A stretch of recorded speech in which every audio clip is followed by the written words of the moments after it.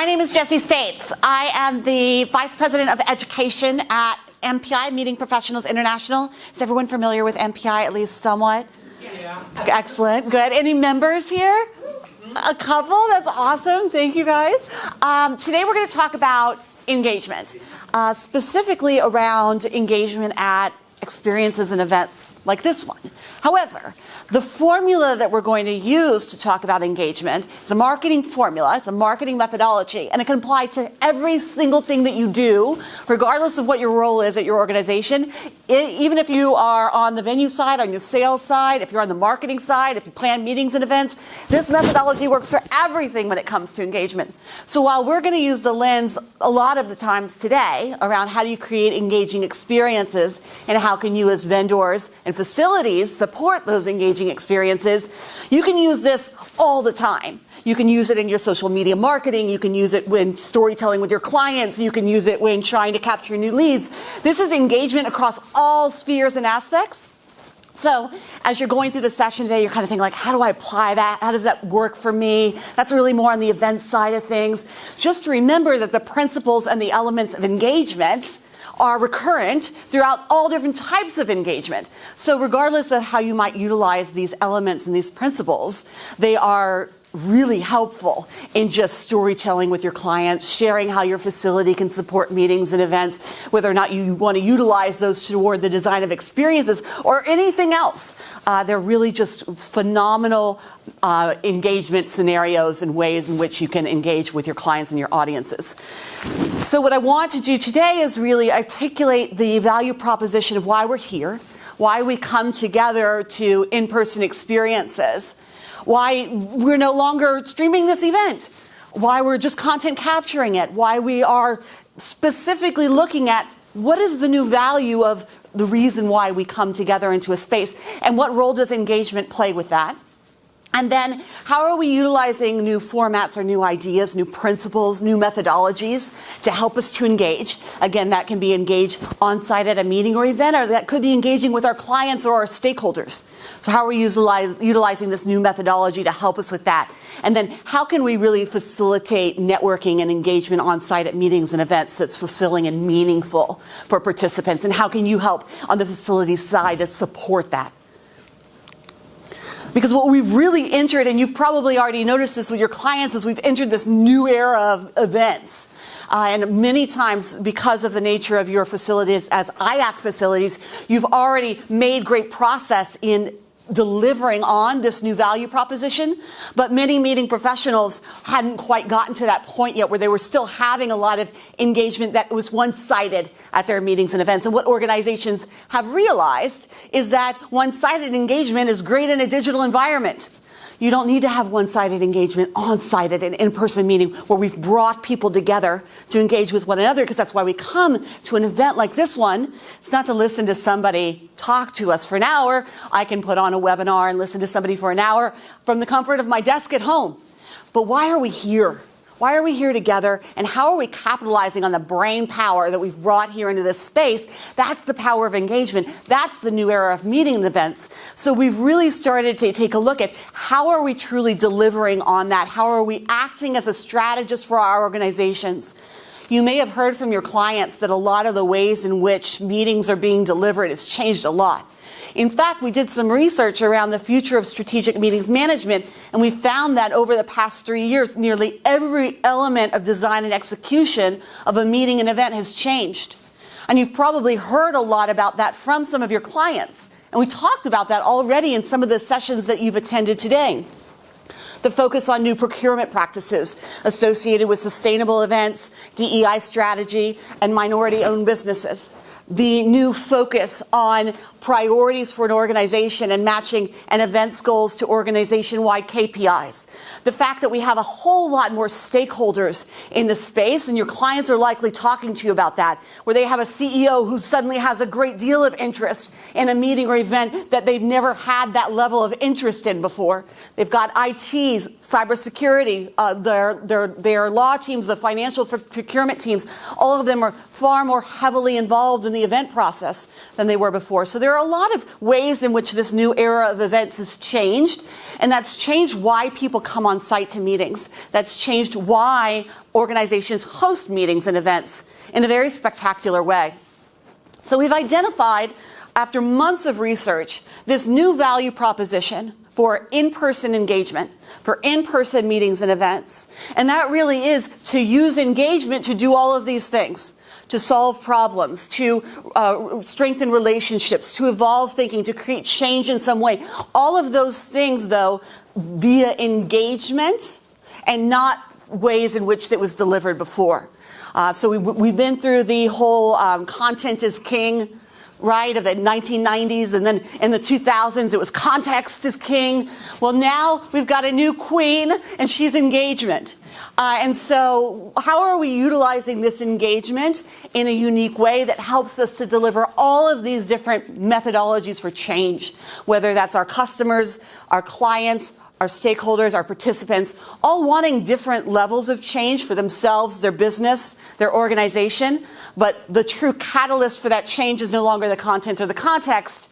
It's the engagement that's happening. It's the meeting of other people. It's the sharing of ideas that is the catalyst for all of this change. And that's the tradition or the way in which we are moving forward at this point. So the first thing that we want to do is really understand from our clients who their participants are, so you can help to facilitate that engagement. We need to understand who people are and where they're coming from in order to design an experience that engages them where they are. So we want to know who they are. We want to know, what do they want? Do they want new skills, new competencies? Do they want content? Do they want new connections? I want to meet new people. So what are our participants really looking for? Think of your experience here today. What is it that you want out of not just this session, but the entirety of the event here in Durham? What is it that you're looking for? Are you looking for new content? Are you looking for new methodologies? Are you looking to find 2 new people you want to do business with? So what does your KPI look like? What is your return on investment for attending this event today? And then also, there are probably things that you need that you don't realize. So we have to know our audiences, our stakeholders, and our participants really well. We have to know not only what they want, we got to know what they need, which a lot of times is outside of the scope of what they might even be able to identify. So they need confidence, feedback. Do they need a paradigm shift in the way they think? Maybe it's an incredible keynote that changes the way in which they think about creativity, like we talked this morning. So what is it not only that you're looking for and you want out of this event, but then what do you actually need out of this event as well? As the meeting organizer, the facility, it's important for you to know both of those things. And then why would they want to come to your event, to the event that's being held at your facility, to achieve those things? So identifying exactly what it is that they're looking for and why they would want to come to you to get what they're looking for. Then we can start to think about how we deliver on a promise that we're making. If I asked each of you, which IACC did, I asked each of you, they said, you know what? We'd like you to come to this event.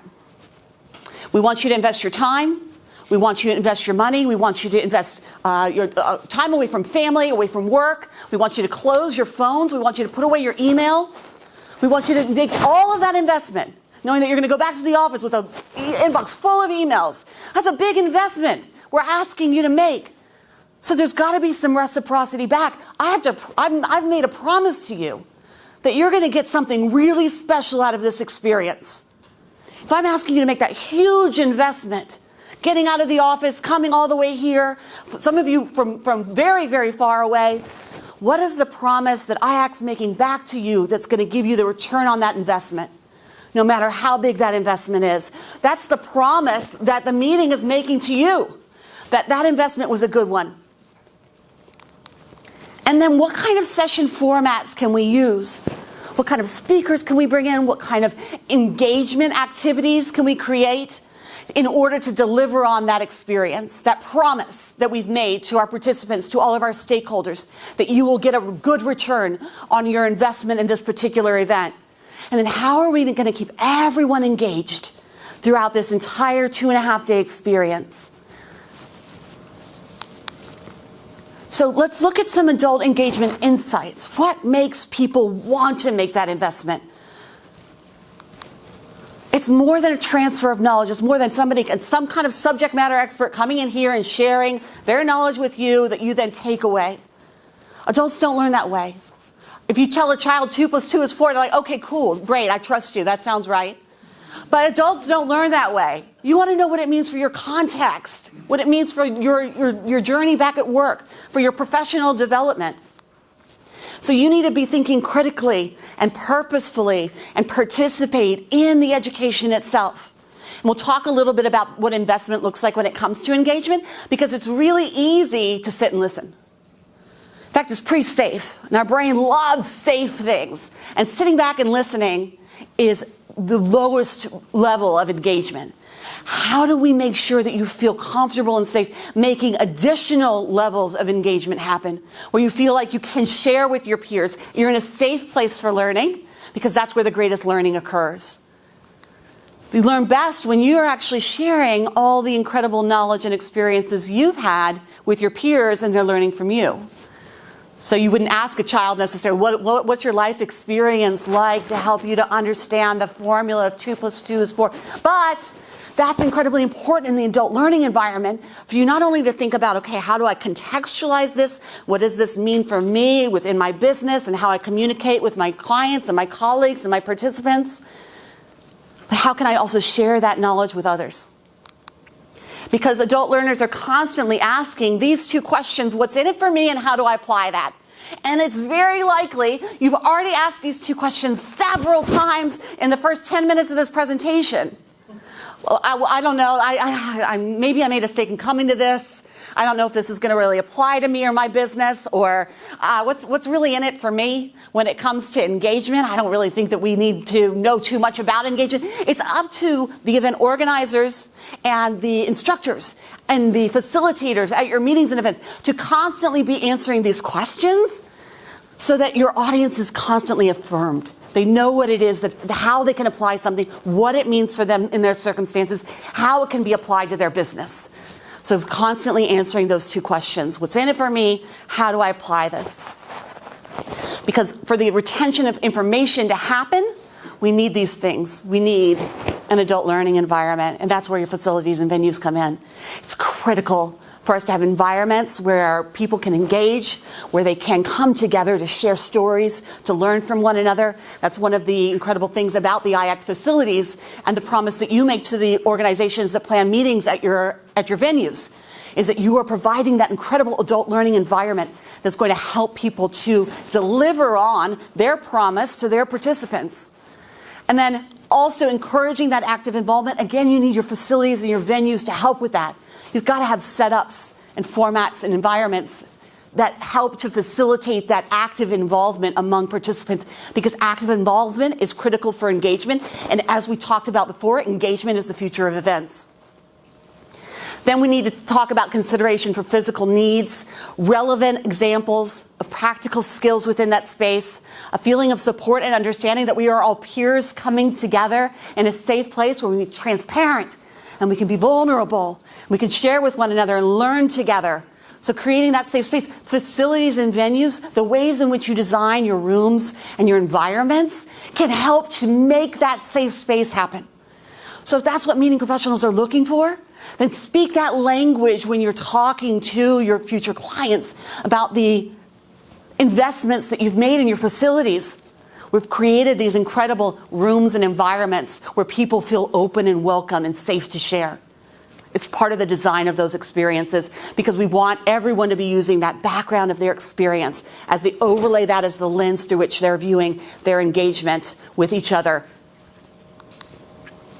So when I took a look at the new era of meetings and events and the new value proposition for coming in person to an experience, and I spent a lot of time looking for the right methodology to help me to better understand, how do I create engagement at meetings and events that are in person?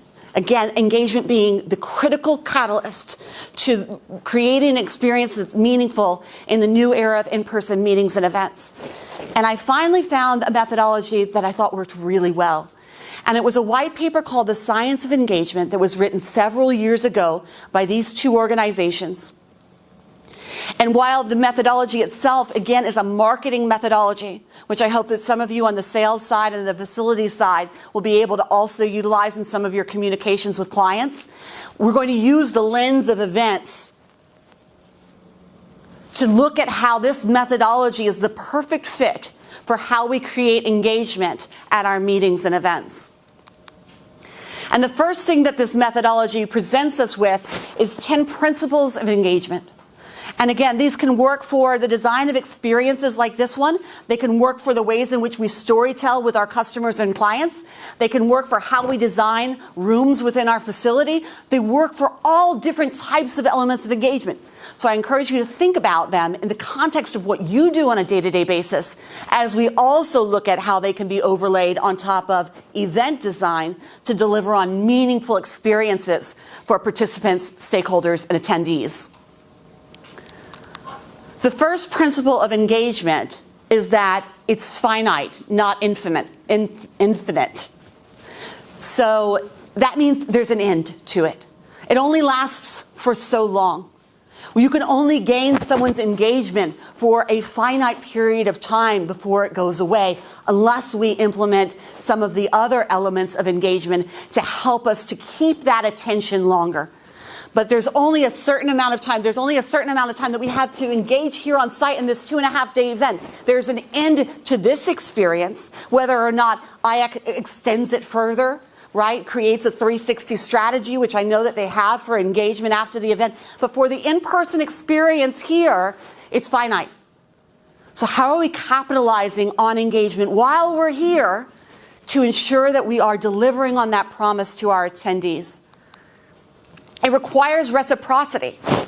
So again, I'll go back to that big investment that you made in coming to this event. I mean, you made a big investment. You spent money, you came across countries or continents, you're away from your family, your work, you've closed your emails, you're sitting here, we're chatting together. I've asked you to make the investment in this session. Please don't check your emails for just 45 minutes while we connect with one another. That is an investment. You've made dozens of small investments to be here in this space right now. Therefore, I owe you, and IACC owes you something in return. We asked you to make a big investment in this experience. Therefore, we've made a promise. This is an agreement.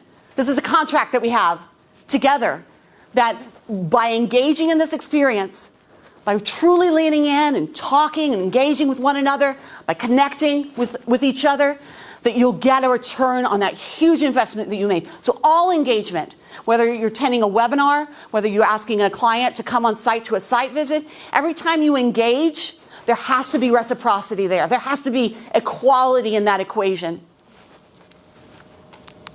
It's not binary. Engagement isn't yes or no. It's like a dimmer switch on the lights. So for example, back to the webinar example, if you attend a webinar, it's just kind of on in the background, you're doing emails, you're kind of listening, lowest level of engagement.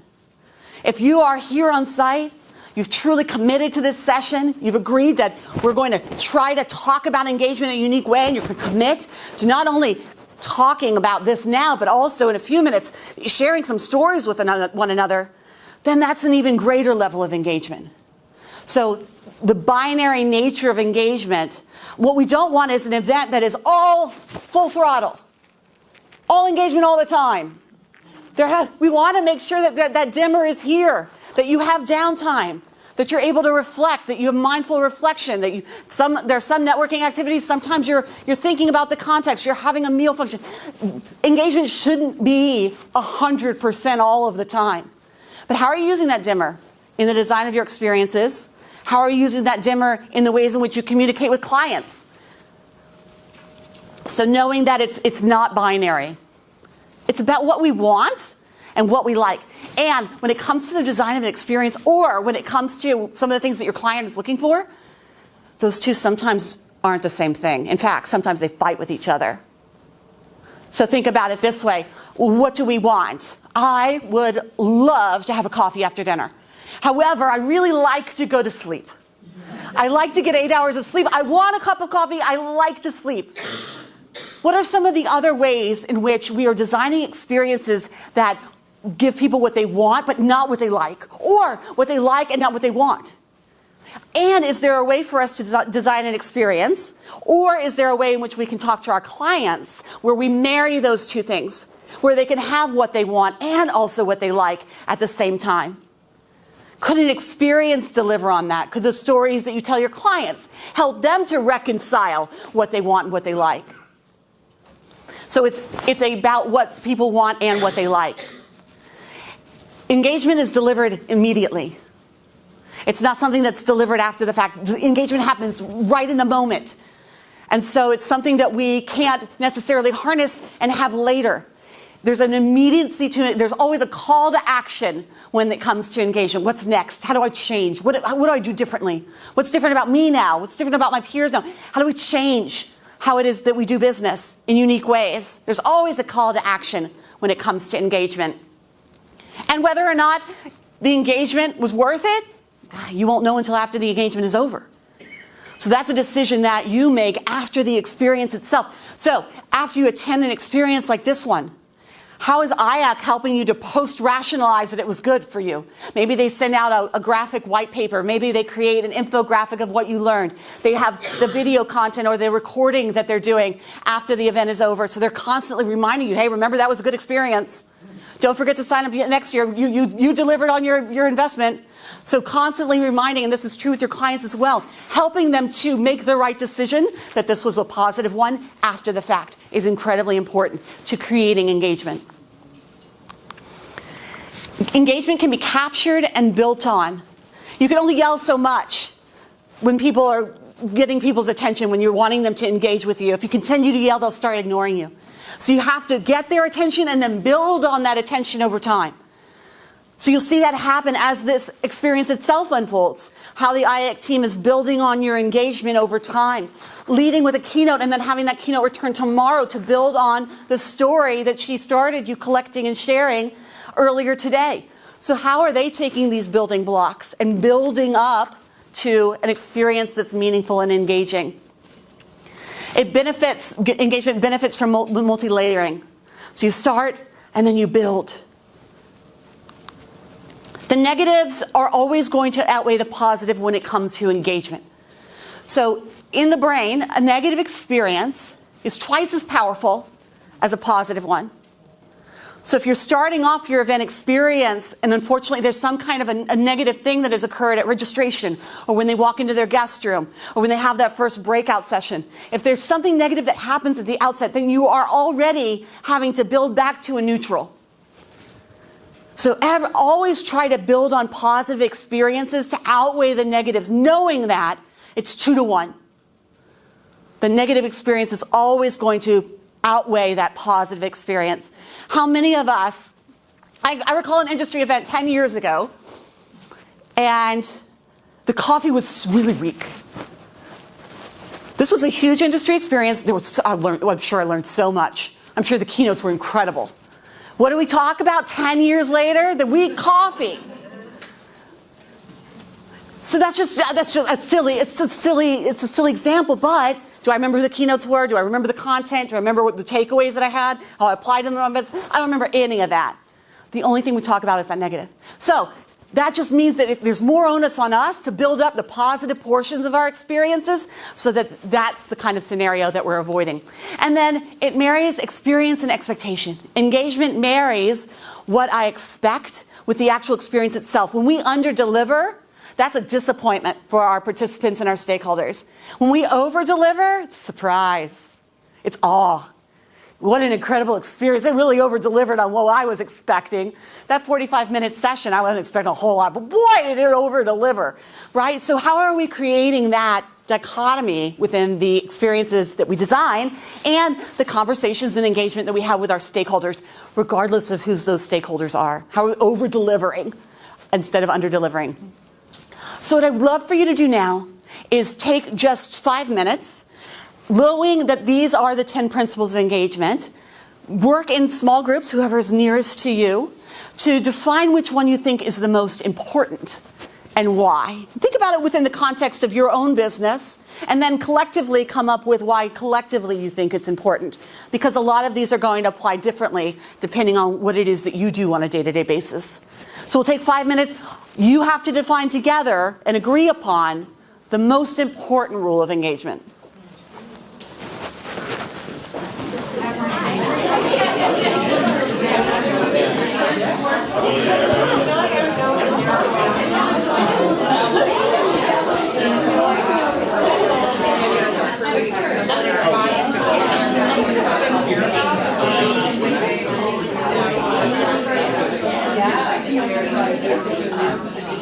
Right, we skipped another session.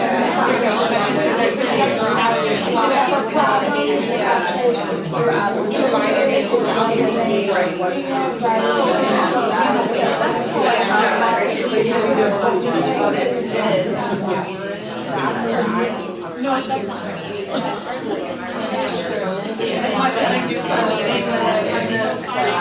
doesn't work,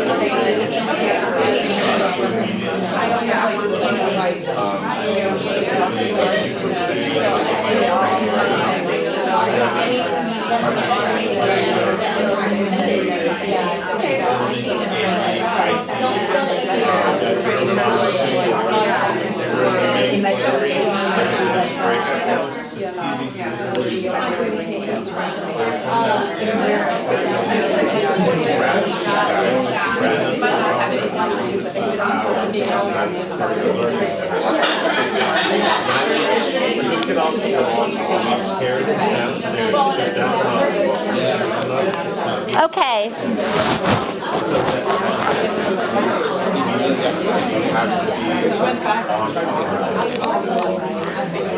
So go ahead and stop those conversations, and I want to hear what your top element was when it came to, of the principles listed here, what was the top principle that you came to a consensus on? Yes. So we all came to a consensus on the negatives outweighing the positives. I mean, I know for me at Chauncey in New Jersey, we're internally and externally marketed, and everyone is coming for a purpose. They're hosting their meetings with us knowing that they're coming so they can have complete interruptions and focus on why they're there. And if there is some flaw in our service, that is going to be what defines that and what they're going to remember. And they won't get what their company wants them to take away from it. Excellent, good. Who else agreed with that? Who had a different one, a different principle that they thought was the top principle for engagement? So we talked about from a venue perspective, what's very important for us is it relates back to the negatives and positives, so it was very close. But marrying the experience with the expectation and talking about how, creating the engagement with the client, but then also that relates back to the attendees, the actual attendees. We've got to A, understand the expectation of the client, and B, maybe reset the expectation of the client or create an expectation. And then if we can beat it, great, then we end up with the positive. But if they come in with an expectation that we can't meet, then you end up with that negative. Absolutely. That's great. Who else? Yes. Related, but we also had number 2, it requires reciprocity. So, we thought about it in 2 different ways. One, from our team perspective, like how are we either leading our teams in order to get the most creative ideas out of them so that we can over-deliver back to the client. But then also from an event standpoint, we had the example of if a client is coming year over year, what are we doing as a venue to either understand if their needs have changed, but then also over-deliver back and not treat it as just a turnkey. And similar on the sales side, whether you're working with the same client or even just many, many clients, are you actually walking them through that whole process, really understanding the needs so that you can over-deliver and marry those expectations? Awesome. Yes. We talked a lot about immediacy and how timing in events is so important that if something goes wrong, kind of, building into the negatives and positives, but if something goes wrong, the amount of time that you have to fix it is so important. So if a microphone goes out or if a TV stops working, the ability to kind of switch that from a negative to a positive really quickly is really important. That's perfect. Excellent. So these are the 10 principles of engagement. Now I'm going to share with you the 19 elements of engagement. And I don't want you to get overwhelmed because you'll get a copy of this. And not all 19 elements apply to every single engagement scenario. So as we talk through the different elements, again, I want you to think about the context of what you do on a daily basis and which of these is more important or which of these applies a little bit more to the way that you engage your clients or engage participants or visitors to your facilities or the ways in which you design an experience that's meaningful. So again, put these across the context of what it is that you do on a daily basis. And again, not all of them are going to apply to everything that you do all of the time. But as long as you have these in your back pocket, these are the building blocks you can use when you're looking to create some engagement. Again, whether that's with a client or participants or even in the design of an experience that's meaningful. So these are the 19 elements that you can use as the building blocks to build engagement. Again, sometimes it's just 1 or 2 of them that work together in concert to create a really engaging experience. Just to understand a little bit further that there are a couple of words that you won't see in the elements themselves, like storytelling or innovation. These are examples of multiple elements working together. So as we go through those elements, you'll see which ones might play into telling a great story to a client about something that you've been able to accomplish on site at your facility, or 2 that play together to create innovation that could happen in an engaging space like this one. So again, it's the building blocks that build up to these buzzwords that we often use and consider key touch points in engagement. They are engagement. They're not the elements that build engagement. So here are the first elements of engagement for us to chat about. The first one is access. And we want to make access as easy as possible for our customers, for our clients, for the people who are coming on site, the participants who are at our facilities for meetings and events. We want everything to be really easily accessible. If we can provide ease of access, whether that's to the facility itself or to the education or the knowledge that's being shared, the brain makes decisions on what's easiest for it.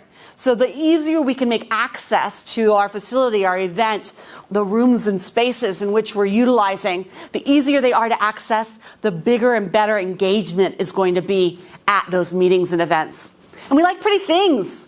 We're humans and we love pretty things. We like visually stimulating and beautiful things. So how are we creating spaces that are visually stimulating and beautiful? And how are we utilizing those types of facilities that offer these types of areas of engagement for our meeting and event participants? The more aesthetically pleasing and beautiful spaces, the more people are going to be comfortable engaging and transforming in that space. So beautiful spaces is another element of meaningful engagement.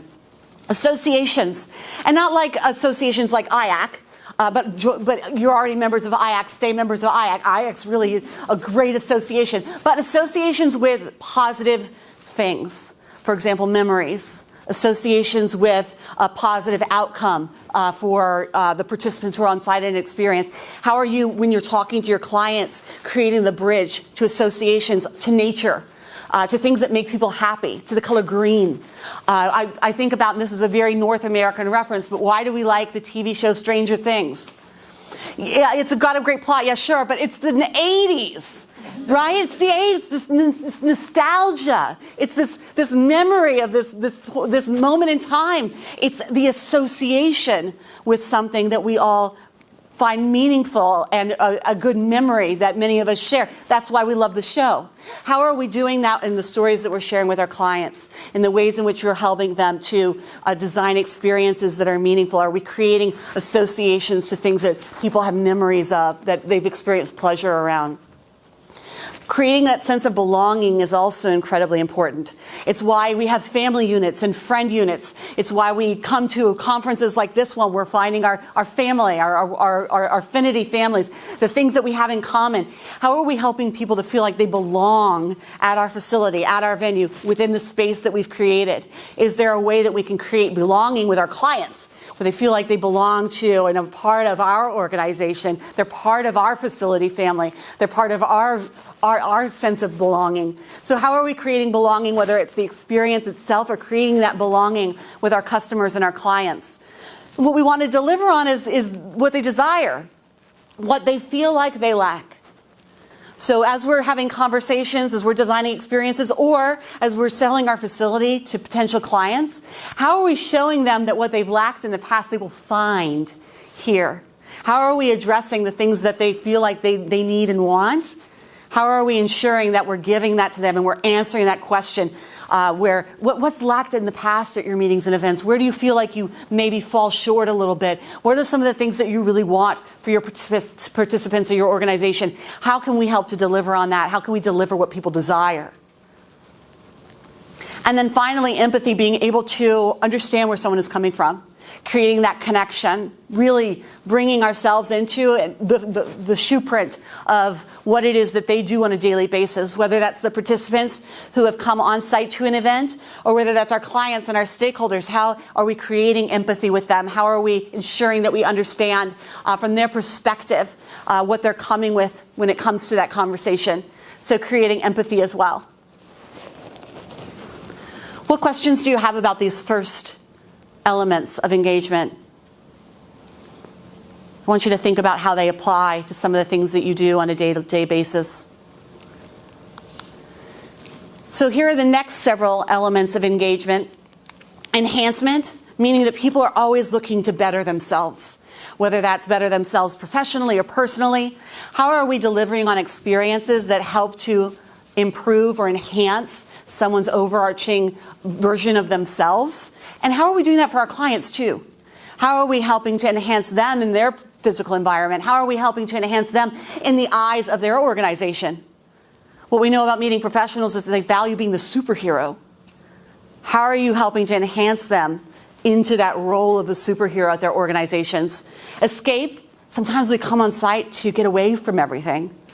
Sometimes we just want to get away from our professional environment. We want to get away for a couple of days. We want to see some people we haven't seen in 3 years. So how are we delivering on that escape element, not just for our meeting participants who are seeking that, but how are we creating experiences that extend beyond to really help give them that escape that they're sometimes looking for? Of course, the experience has to be a positive one. So positive experience, just like we talked about the principles of engagement. Now that we're talking about the elements, positive experience is going to create engagement for people who are on site at those meetings and events. How are we utilizing herd behavior?